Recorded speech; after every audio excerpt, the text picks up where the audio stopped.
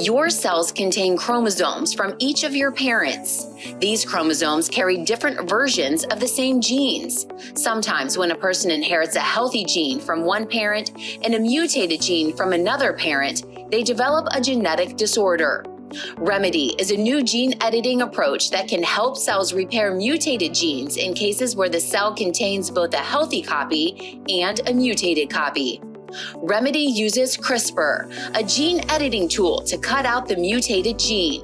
CRISPR is very targeted and only cuts the specific sequence the researchers tell it to cut.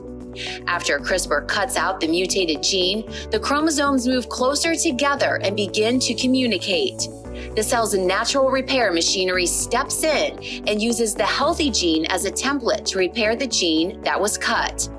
The result is that the cell will have the original healthy gene on the chromosome from one parent and a corrected gene on the chromosome from the other parent.